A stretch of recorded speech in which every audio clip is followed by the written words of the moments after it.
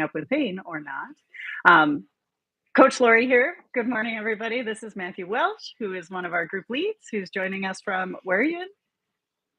Barry, Mass. Barry, Mass, which is Yep. near Worcester. So we're about 30 minutes northwest of Worcester. Oh, cool. And I was telling Matthew, my mother grew up in Fitchburg, which is not far from there either. And he said, don't go visit. I No. was like, oh, okay. I felt like I should have my donkeys this morning, right? I almost got, but I'm drinking espresso from home, but I should have gone and got one.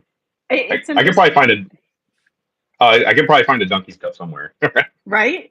I grew up on the East Coast, upstate New York, and Dunkin' Donuts was not a thing then. It was a donut shop.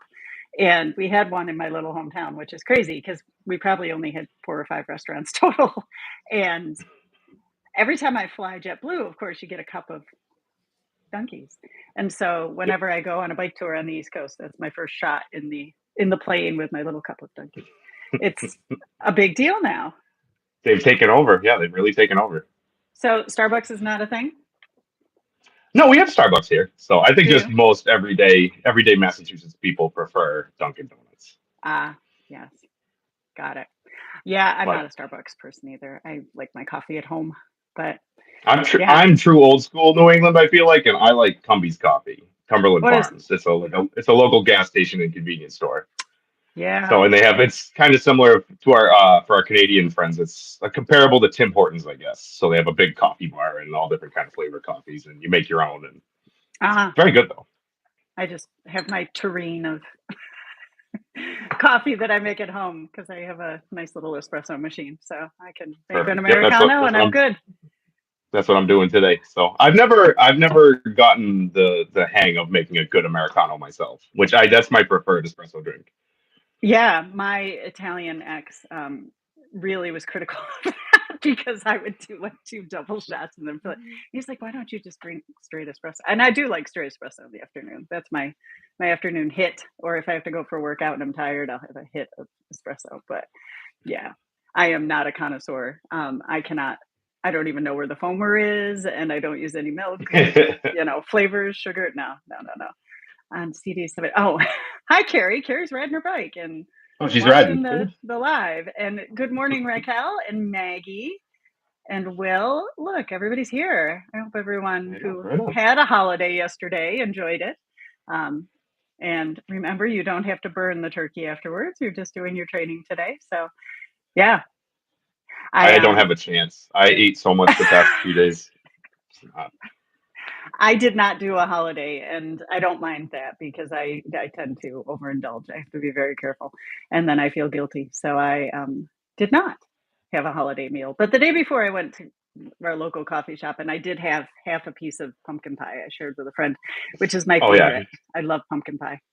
So that's my oldest daughter. She was like, that's all. That was her only demand for yesterday was we need pumpkin pie. Lots of. yeah. So anyways, you guys tell us what you had for Thanksgiving dessert yesterday. What kind of pie? Let us No, know. both. So we did pumpkin pie, pecan pie, and apple pie. That was our spread. So Pecan pie. I used to get pecan pie, a lot of flack for that. Pecan pie. pecan. Pecan. I know. Do you pee in a can? Anyways. So Matthew, tell us your Yes. story. Tell us your Peloton story. So first, well, let me just. I'm backlit, so I didn't want to wear this down. But first, let's get this out of the way.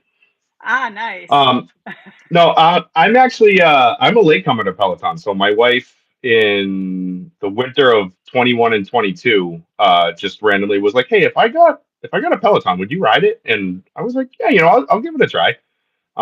So we got ours January of 2022, and Wow. I jumped in and I honestly expected it to be kind of spinny, which I've done, like your normal spin classes at gym. And I'm like, yeah, I'll mess around with it a little bit. And I didn't expect it to be, I guess, as engaging and immersive as it was. And I quickly gravitated towards like Dennis, Matt, Christine, and jumped right into Power Zone. And I've just been on a tear with it ever since. Wait a minute. Weren't there Um, 4 Power Zone instructors back then? there You was missed one. no in 2022. No, those were the ones I think early on. Those were the ones that were easy for me to gravitate towards. You mean you didn't gravitate toward the glitter assassin? That was not your No, no. your vibe? Yes. No, that was not my vibe. I know. Somebody just took a class with her in person, and I was like, "Tell us what she's like for real." I saw it on Facebook. I'm very curious what Olivia is like in real life. So she's so I perky was, and it's, it's hard. Like I was taking the class yesterday and failing miserably at it, but it's like I'm suffering so bad because I'm like congested. My body's not working right. I'm sweating my guts out, and you can tell she's like spinning at 20 resistance, and it's like, oh, you're like stop. you never know. She's tiny though. She is Yeah, no, I know. a very small individual. So when we talk about resistance and those things, you all know it's different. If you're 200 pounds, your resistance is going to be different than if you're 100 pounds. And I'm guessing she's like 60, but no, she's just small. Yeah. Anyways, and you're feeling better. Feeling a little bit better, but I'm generally fine. It's just when I try to ride, it just everything goes Yeah. haywire right now. Yeah. How many of you have kids at So home? I lived with kids for 7 years, and they were constantly sick. One was sick, and then the other was sick, and one was sick, and the other was sick. And yeah, Jim, that's how yeah, the little one, me and her have the same kind of congested boogery thing going on. Our 11-year-old has an ear infection right now, and it's just like, oh my goodness, it's just yeah, it's everywhere. hard as a parent. My ex used to say, "Well, you're building up your immune system." I'm like, "No, I'm not. You're just fooling me into staying here." But it's a great question, actually, and I'm going to share my opinion about training while sick. And there are lots of folks who have different opinions, and it drives me nuts when people go to the gym when they're sick, or oh, I'm just going to go to yoga class, and then you sit there listening to them sniffle the whole time.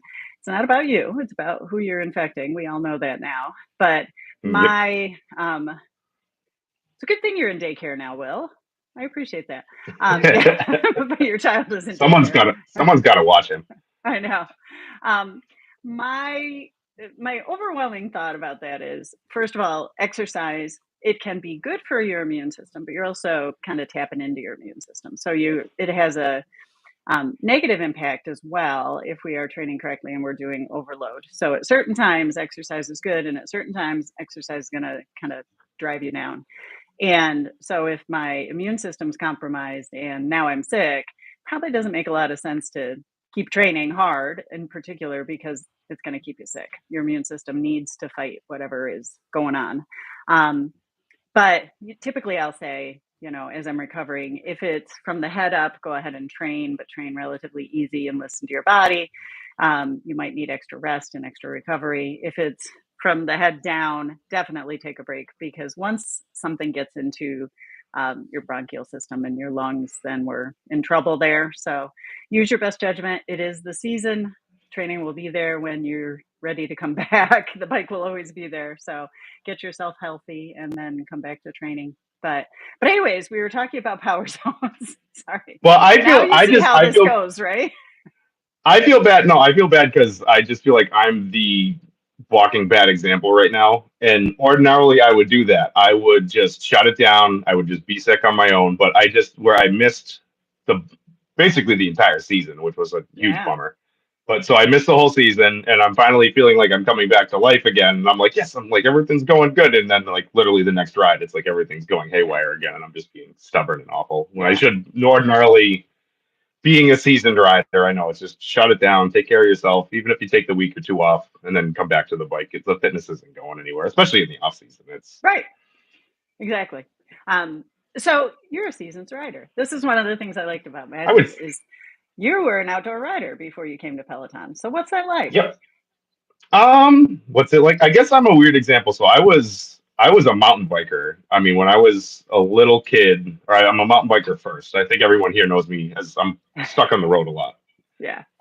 These days. But no, I remember being a real little kid and we were up in North Conway, New Hampshire, and I saw a Specialized FSR. This was probably like 98, 99. And I was like, I need that. I need I one. remember I need a that bike. bike.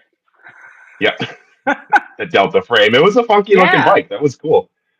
But yeah, Google ever it, since then, everybody. It's an interesting frame I because it's not a dual triangle. It's got this kind of airfoil thing, right? weird, Yeah. yeah, weird Delta. Yeah.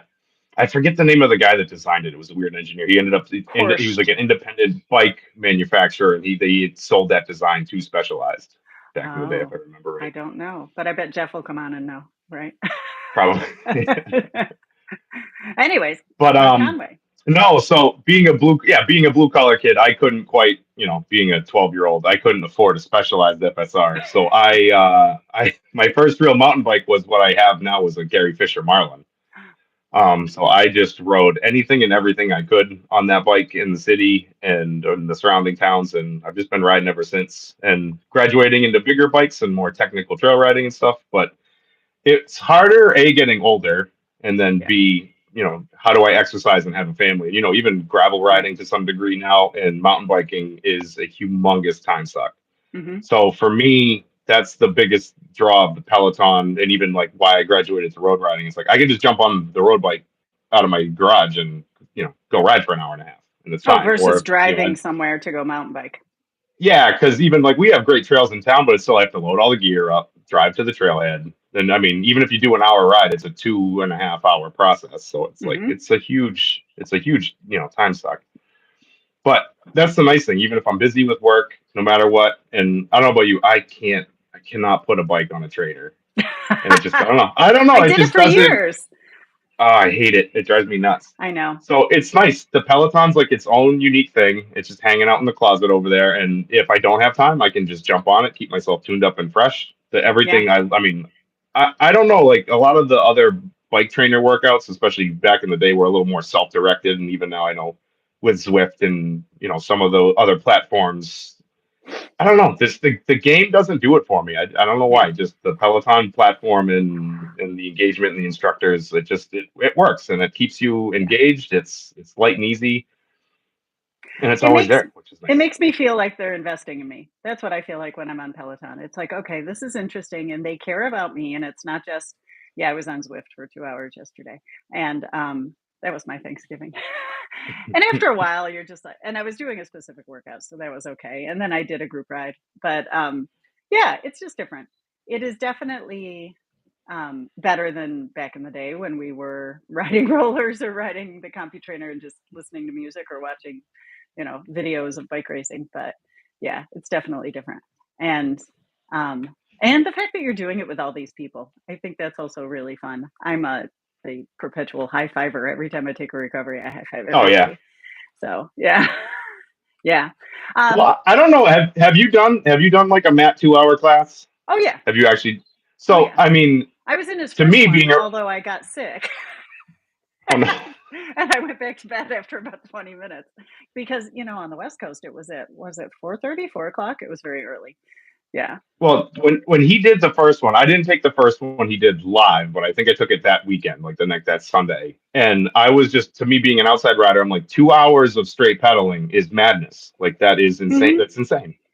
Just but I mean that's part of the magic of Matt. It's like you're 2 hours on the Peloton and it goes by like nothing. It's Yeah. over before you know it, and you're like, how did this happen? Right. Right. And there are people on today who are saying, yeah, 30 minutes feels long. So, outdoor rides, by the way, tend to be longer, right? So we tend Yeah. to, I've done rides, I've done events that are, multiple days, but I've done single day rides that are 11, 12 hours. So you got to build up a lot of endurance.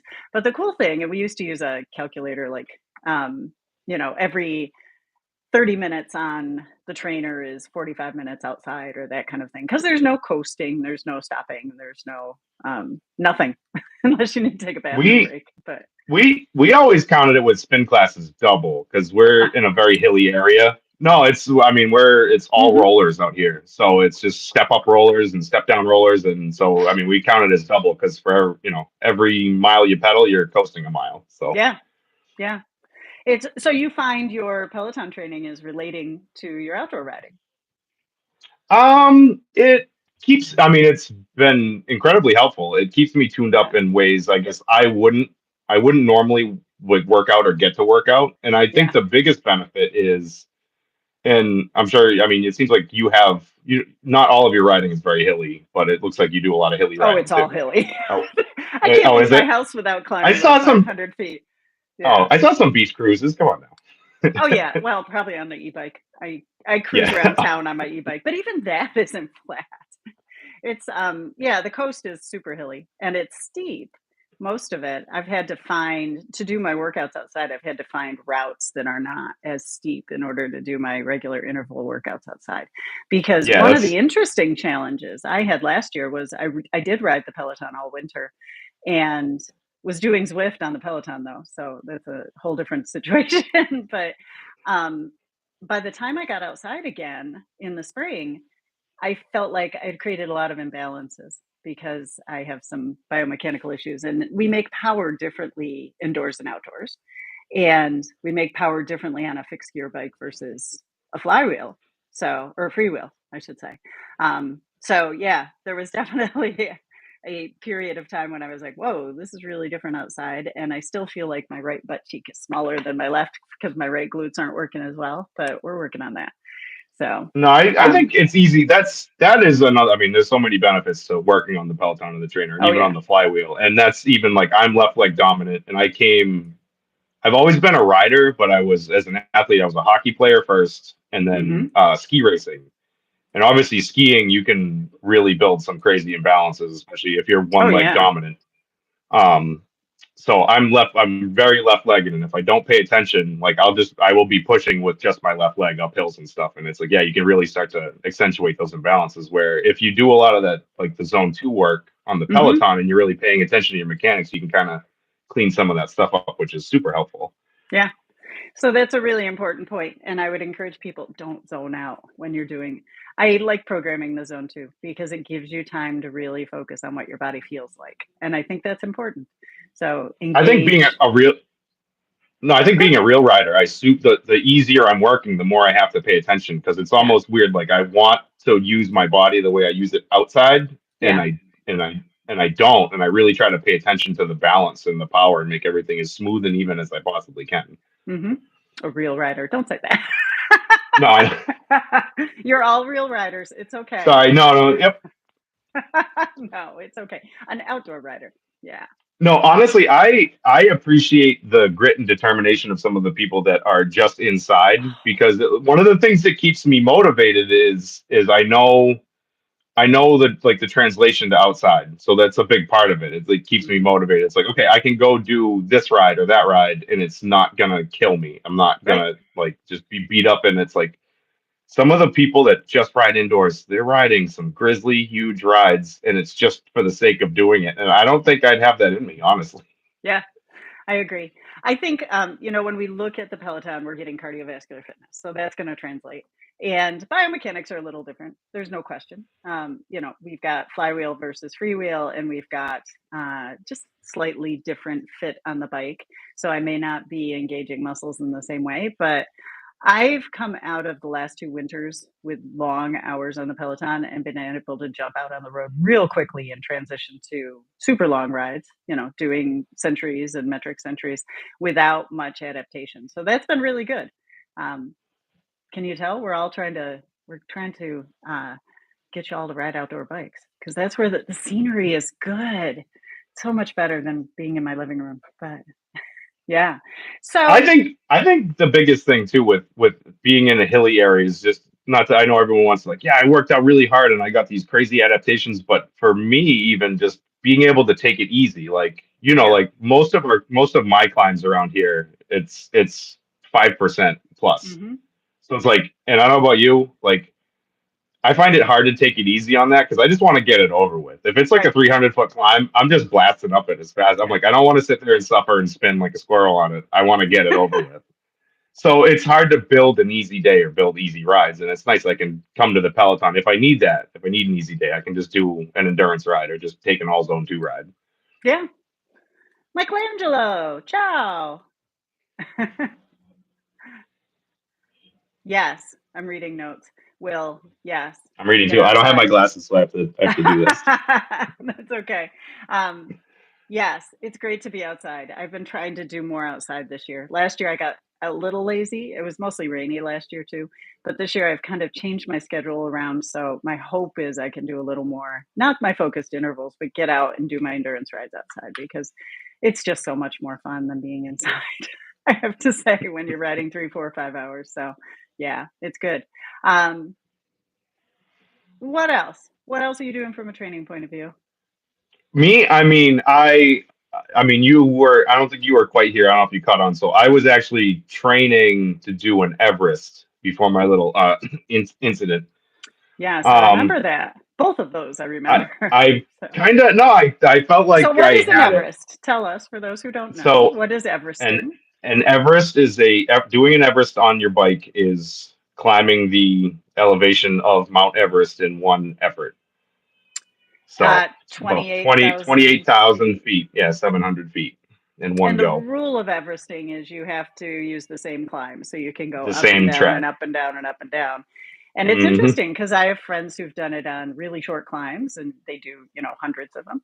And I have friends who've done it on really long climbs and they do fewer of them, but lots of different tactics there. And then there's a registry, right? You can be I listed on wasn't the gonna. Everest registry. Yeah, I wasn't gonna do an official one. I was more just kind of doing Yeah. it to do it for me. So I mean, I was gonna follow some of the rules, just do a same track up our local mountain, Yeah. um, which would be tough. I think the biggest challenge for that mountain is obviously the terrain that we have. We have a lot of roller flares, and Hmm. that mountain has the peak flare. It flares up to 27%. So you have to hit that 30 times, and that's Yeah. just Well, you could always do a portion of it, I think. I have a friend who did yeah. one of our longer, we have a like a 6 mile climb that she did, but she didn't do the whole thing on that one. She's Everested several things. Yeah, she has like bird bones. She is the tiniest bird. I mean, she's tall, but she's very, very small. It's very easy for her to just fly up these hills, which is just crazy. Um, Yeah, I don't know why I like climbing because I'm normally I mean I'll lean out usually in the riding season getting close to like 172, but I'm usually about 180 plus pounds, yeah. and I don't know why I like climbing because it's not always fun when you're on the thicker end of things. Yeah. Oh, I'm with you, right? 5'10", and I will never weigh 100 pounds.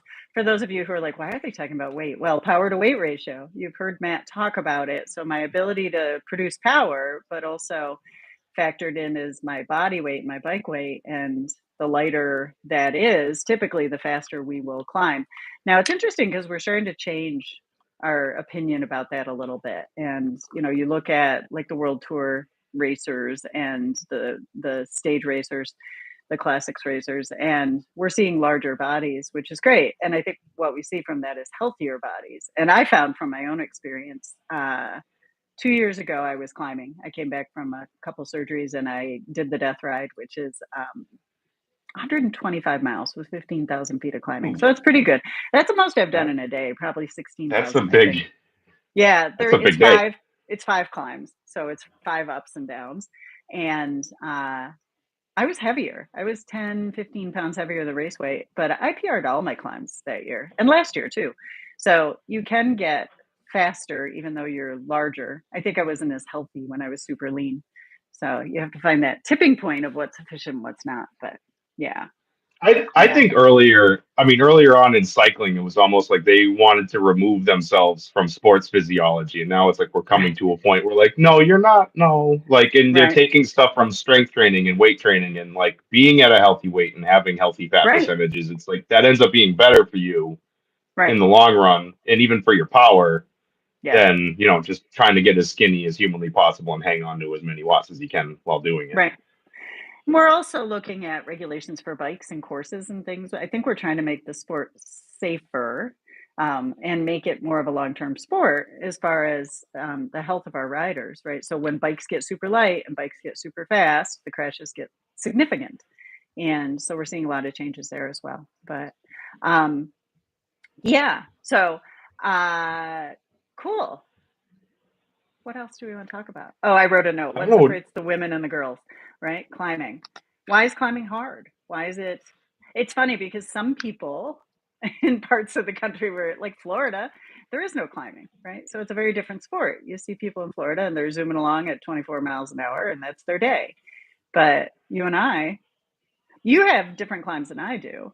You have Oh short, yeah, everybody. Yeah, punchy. Yeah, yeah, I have very long, short, punchy extended climbs. climbs. Yeah. Our average grade out here is about 8%, and then we go up from there. So when I moved over to the coast, actually, I put a slightly larger cassette on my bike just so I had a little more gearing because I was getting really fatigued. Yeah. Oh yeah. we've done like it's weird even in New England the terrain changes, and actually there's some really long slow burners up in New Hampshire, and I've Right. ridden some of them, and it's yeah, and even that it's totally different to get in that mindset, just settle in, like to be like just settle in for an hour and climb Hmm. nonstop for an hour. But I Yeah. think it's just the mindset is you can't overcook yourself. You can't just go ripping up the hill. It's like you really have to like know where you're at and settle in Hmm. and just get in a groove and just hang on to it if you can. Yeah. Pacing is But yeah, everything. And it's, for the long climbs, I like to break them into thirds, whether it's a half hour climb or a 2 hour climb. And I will kind of set my rhythm with the first third and just sit and spin and let myself breathe and stay focused. And second third, I'm going to try to increase my intensity a little bit. So I may go a little harder. And if I've got anything left in the third third, I'm going to go for it. But kind of like negative splits when we talk about running.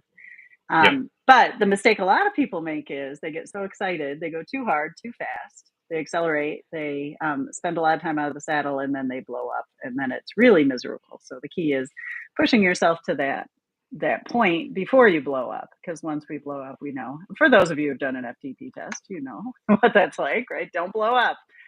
Don't go too hard, too fast. So, yeah. What else you I want to think know? even across disciplines, it's very different. I mean, where I kind of dabble in all three. I mean, our even when I made the transition to road riding, I Yeah. mean, our mountain biking around here is very punchy. It's very steep, but you can go at the climbs really hard. You can boil yourself over, and it's okay because the next thing you know, you're aimed downhill again. Right. And Right. then to go to road, it's like, oh, I'm going to be on this little hill for 10 minutes. You're like, this is terrible. Yeah. And then even that you get into some longer climbs. No, and it's just being in the pedals and not hard charging. And I think that's the biggest thing is like you're gonna go slower, just deal with that. Deal with gravity. I mean, gravity feels different out Hmm. on the road versus even if you're pedaling super hard on the Peloton. I don't know what it is. It's just once gravity gets its hooks in you, it just feels different and you just have to settle in and just deal Yeah. with the speed Well, and I and think manage that's one yourself. of the challenges on the Peloton is you don't really feel elevation. I will say that's one of the differences between riding a trainer on something like Zwift and the Peloton. You can add resistance and make it harder, but it doesn't feel like climbing. And there's something about the simulations on Zwift and Ruby and all of those that makes it feel like you're actually climbing. So it's definitely different, that amount of resistance that you feel against your legs. But yeah. I don't know if it's the resistance. For me, I feel like it's just the flywheel. So if I'm pushing Ah, hard, I'm like pushing myself into the saddle. Whereas, like if you're outside climbing and you're pushing that hard, you're actually lifting yourself out of the bike. right. So it's like you're almost detaching from the bike and you're holding yourself up more. So it's like you might be engaging slightly different muscles, and Yeah, I feel like that's a component of it. But definitely. Definitely. Does your wife still ride? oh yeah, she still Oh. rides. Oh, good. Good, So good, good. that I guess so that would be the event. I would very much. I don't think it's going to happen this year. I would very much like to retrain myself for the Everesting attempt. But she has a 50-mile ride that she wants to train for, Oh, nice. and we'll do that together. So I think So that's going she's to not be as our much of an outdoor marquee. rider. No, she's mostly on the Peloton. Yeah, She's been riding outside for the past like 4 years, I'd say. good. But so I think that's going to be our event. Awesome. We'll just train That'll for be that. great. Go for that. And you have a bunch of kids. Do they ride? Oh yeah, they all ride. Yeah, actually, our Yeah. 4-year-old he just lost his training wheels, so he's one of the earliest ones. Good. So he's off ripping around. Training wheels are evil. I'm going to make a bumper sticker. Um, it's funny because balance bikes these days are pretty popular. Balance Hmm. bike meaning a bike without pedals, a bike without training wheels. They just scoot. And Yep. I actually do that. I've done that with adults who've had to learn, who didn't learn as children. But for all the parents who are out there, I will say, don't put the training wheels on. If you get the balance bike, or if you get a little bike and you can take the pedals off and put the saddle all the way down, let the kids scoot. Don't then revert to the training wheels and the worst thing is when they go in the store, right? They go to the bike store and the training wheels are on, and then they're like, oh, this is great. It's really hard with some kids to get the training wheels off. So that's great that Well, your I little should one say is. so. Well, so I've always had a balance bike for all of them. Yeah. He's one of the only ones that not only has gravitated towards it, that rode on it more. And I think one of Oh, the components of him being the easiest to ride, the full size bike, quicker was the balance bike. Yeah. But he got a little bit of both. So he rode the regular bike with training wheels on it. So he got the pedaling aspect, and he would be scooting around town on the balance bike, and it clicked so quick for him, Good. Yeah, that's the which is key. cool. That's the key. And you don't have to buy the like $300 balance bike. Just get the regular little kid's bike and Right. Yeah, I got take the the little pedals Schwinn. off. Well, I get the little Schwinn one. I don't think it was like $60. I think the Yeah, regular just Schwinn that's balance bike. awesome. I know. But the girls all ride. They love. They love. We're like 5 minutes away from a watershed area with a Oh, rail nice. trail, the Central Mass Rail Trail, and the girls on their bikes will go scooting around in there like like they bug me nonstop to get in there, and we'll just go mess around all day. That's awesome. The rail trails are great. We don't have as many out here. I think we don't have as many railroads.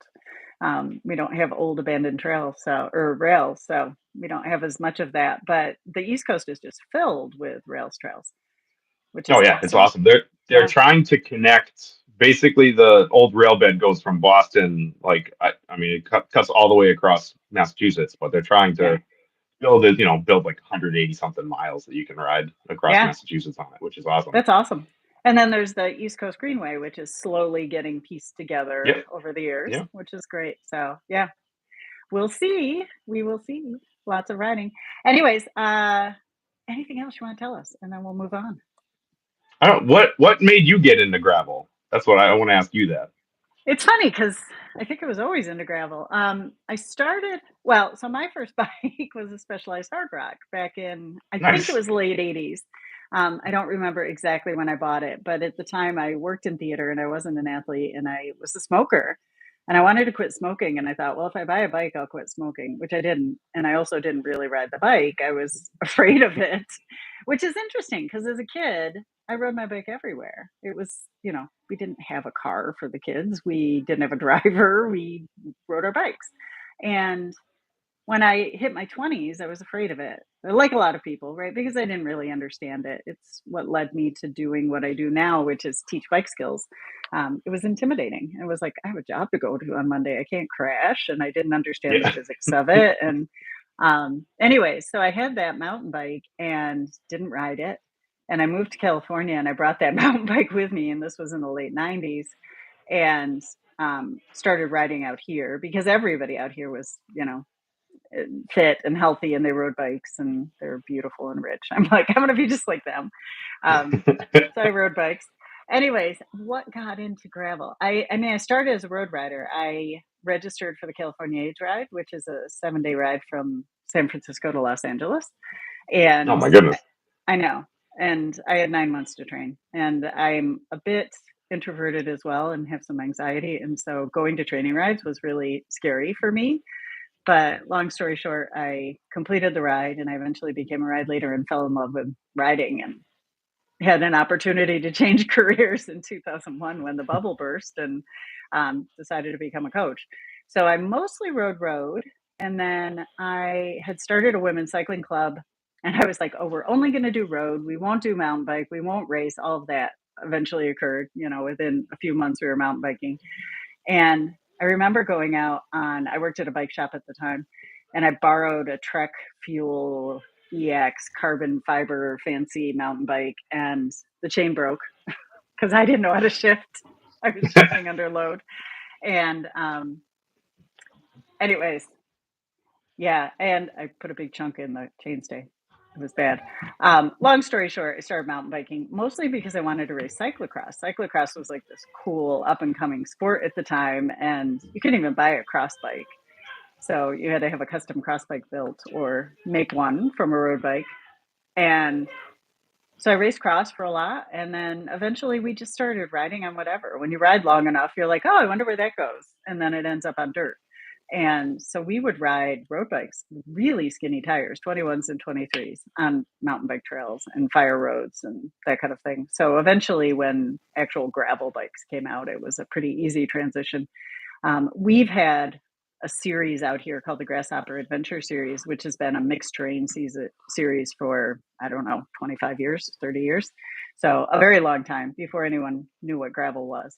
It was, you bring one bike and it's not going to be perfect for everything, but it'll be okay for some things. That's awesome. And yeah, they're great. They're epic days. And yeah, So it just kind of evolved. And then when more gravel racing opportunities came along, I was like, this is great because it combines the two things that I really like to do. Sadly, we don't have a lot of gravel trails here. We ride mountain bike trails. So everything we do is pretty technical. But everything I race isn't. So like I raced in Nebraska and it was all like flat pea gravel. They graded the roads. I was like, you're grading the roads. Just Okay. champagne gravel. Yeah.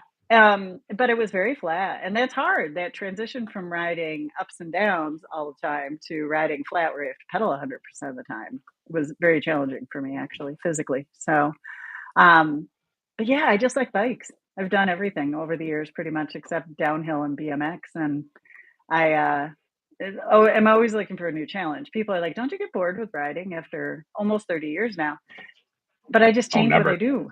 I know. So I'll mix it up and I do different things at different times of the year. And some seasons I focus on one thing and some things seasons I focus on other things. So yeah, that's kind of it. But The park is fun. You got to try it. The blue oh, like trails are jump park nice crew. Yeah. or yeah, Excuse me. That bless you. was my one goal. Don't park on camera. But here we are. It's okay. We all get sick. Yeah, I've done a bunch of jump clinics over the years. I'm not the most technical mountain Oh biker. no, you don't even have to jump. Like Oh, our local, there's two big bike parks. The blue cruisers, they don't have any jumps on them. Nothing mandatory. They're just oh, nice. You can just roll downhill. It's so awesome. like shuttling. Yeah. So yeah, you're Yeah, but basically I like shuttling downhill. pedaling. I like pedaling. Okay. I know. It's funny because there's in upstate New York where I used to live, there's one ski area that did mountain biking and yeah, that was terrifying. I did it before I was really a rider. Now I might be fine with it, but Well, that's yeah, the old school. No, the old school ski areas that did mountain bike. That stuff is horrifying. I know. It's I know. rough. But North Star is pretty fun. So, yeah, Nice. you gotta wear a full face helmet. It squishes your cheeks. Come on. Yes. Hmm. I hate them. Anyways, Yeah. No. yeah, If you like your teeth, you will wear a full face helmet. I know. Anyways, I just like bikes, whatever they are. I like to do lots of different things, and I get bored quickly, so things change from year to year. But yeah, uh, couple shout outs. Well, one shout out. I only had one. I usually pop through the Facebook page and try to find cool things, and I think everybody was pretty busy this week. Um, excuse me. It's it's infectious. I know. Uh, Lisa Artuso. It was her 58th birthday, which is exciting. Enjoy it. Hey. 59 does not feel as exciting, I can tell you, because 60 is looming. But 58 was great. So enjoy your birthday. And it was her 700th ride. Isn't it funny how we can make our schedule line up so our birthday and our milestones are together? It's great how we do that. Um, but she had two of them. So happy birthday and happy 700th. We were talking a little bit about transitioning to outdoor riding. We're popping around on my outline a bit. Anything else we want to talk about outdoor riding, Matthew? As far as transitioning, I don't know. I feel Yeah, like everyone in this group, we had a lot of riders start this year outside, and we they have did. been absolutely killing it. They've been I know. crushing it. Yeah, So I think everyone's been picking up on it very well yeah. I and would say, having fun, which is the important part. right. Step one, be humble. Realize that Peloton fitness does not necessarily translate to road fitness and more so road skills, right? So we need to build up that skill set and learn how to ride our bikes, which sounds silly as adults, but we have to learn how to ride our bikes and use your resources, your local resources, your clubs, your bike shops. They'll help you. They'll help you figure out what kind of bike you need and where you can ride and other people to ride with so it's safe and you can learn.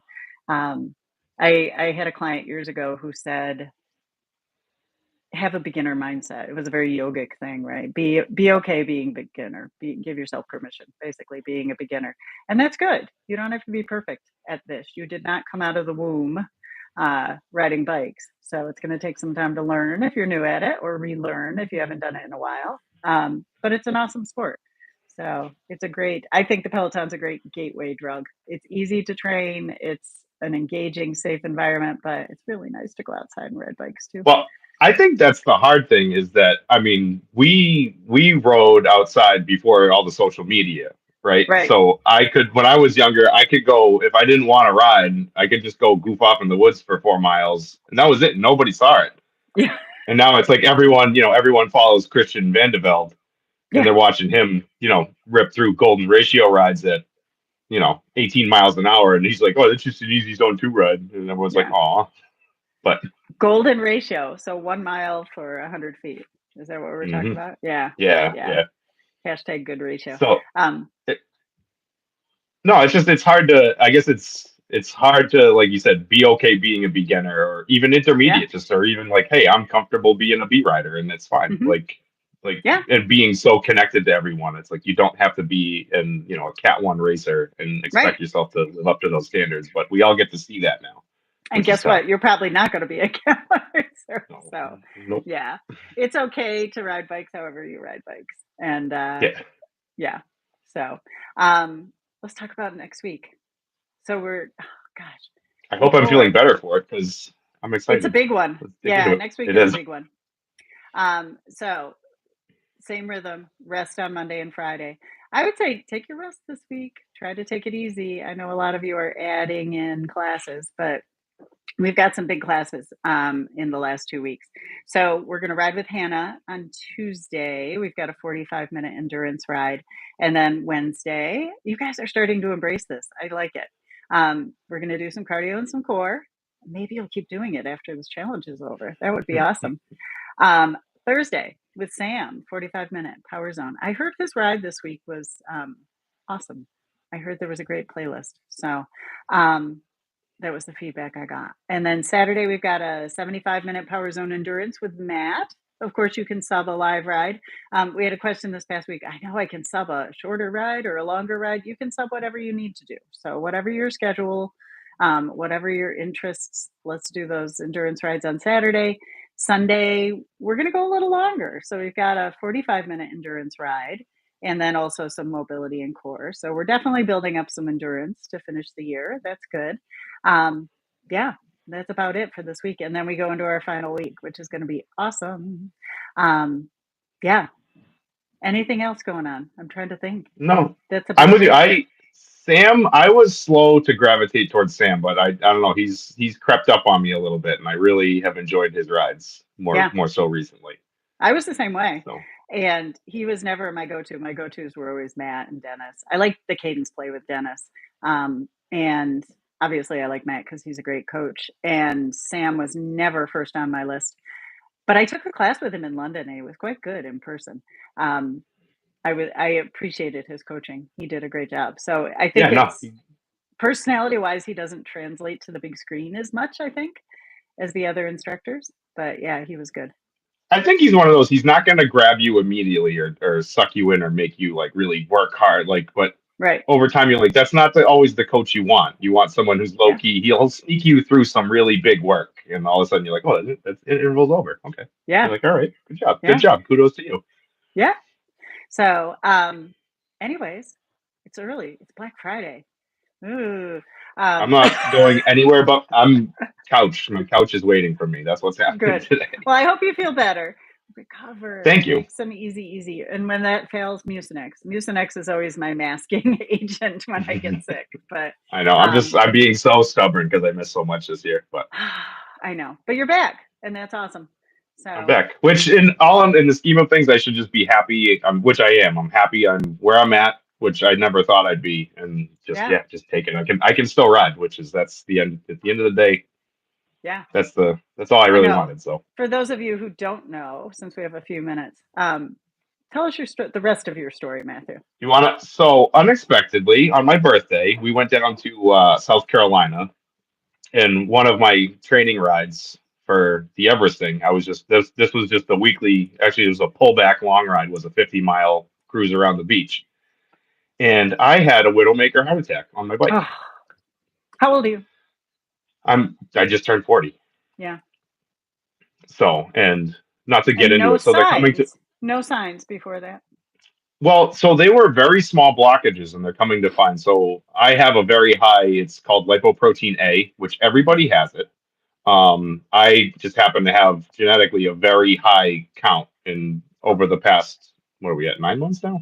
Mhm. over the past 9 months, I've come to find out that the medical profession is finding out both between Gen X and us elder millennials that whole 1 in 5 people with heart disease, they're coming Yeah. to find that's mostly genetic. And there's a lot of people who live healthy lifestyles and have good diets, and Mhm. it actually makes it worse. So I had two Oh. very tiny blockages. So that LPA acts like LDL cholesterol, but it's wicked unstable. So I took the top of one blockage off, and it Mm. blocked the second blockage. But they were very small. They think the one that I sheared off was less than 30%. Mhm. But I was going to build them anyways, so I've been told. But Yeah.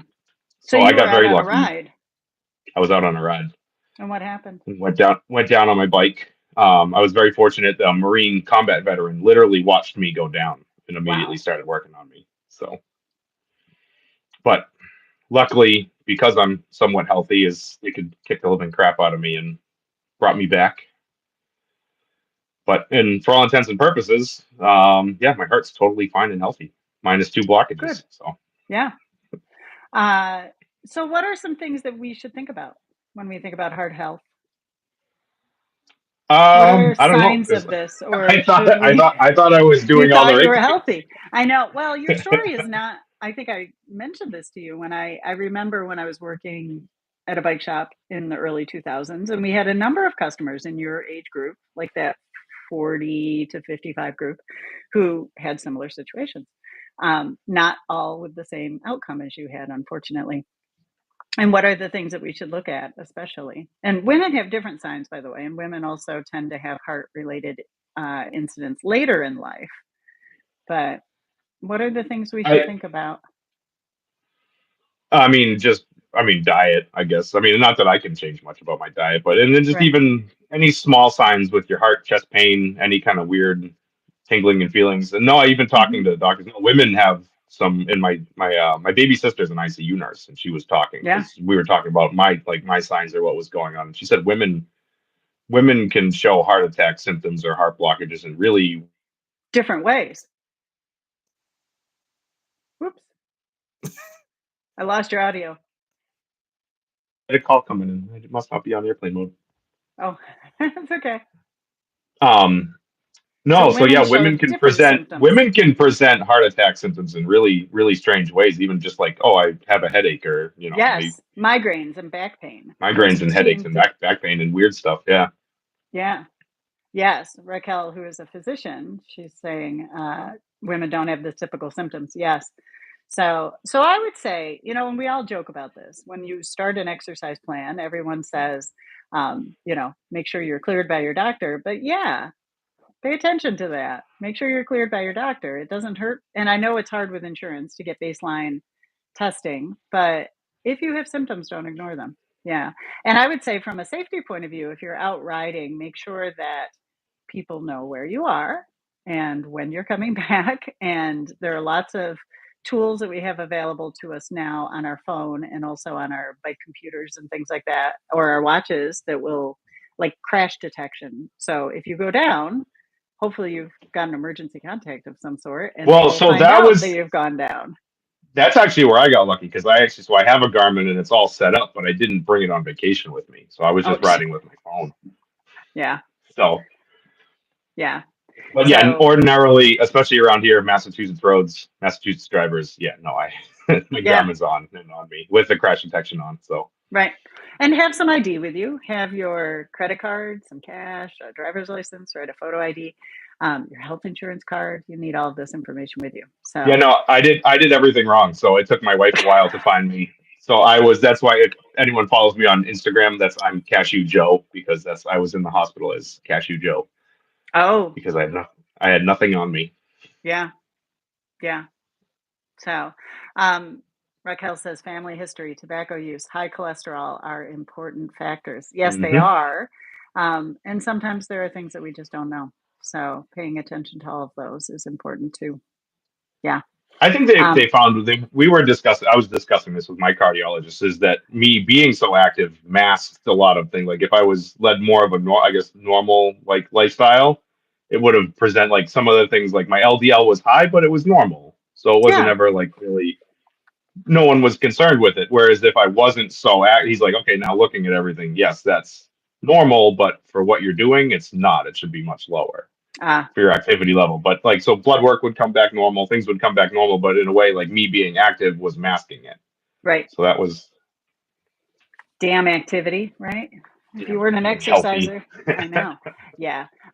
Yes. So Will says some apps have safety beacons. Yes. So Strava does. Our Garmin's, our Wahoos, so our bike computers do. I know I had a watch that used to go off like crazy whenever I would bounce around, and my emergency contact would be like, "Are you okay?" And it's like, "Yes, I'm fine." Yes, Garmin Forerunner. I had the Garmin Phoenix, and it did the same thing. So Apple Watch has crash detection and other detection. So technology's out there to help us. And as we know, in situations like this, quick treatment can make the difference. So between being here on the, the cast this morning or not being here on the cast this morning. Well, So yeah. well, you told me, I think when you first came here, that all that Zone 2 work with Greg would take me far. Yeah, It did. It did. exactly. No, Exactly. honestly, So just the health that I was in. I mean, not that they weren't very nice to me, obviously, but mhm. they beat the living bag out of me, and but they could because I could take it, and I was healthy, and I rebounded quick because of all that work. So Yeah, it's weird to have heart disease, and it's not coupled directly to my health, but right. my health is why I'm still here.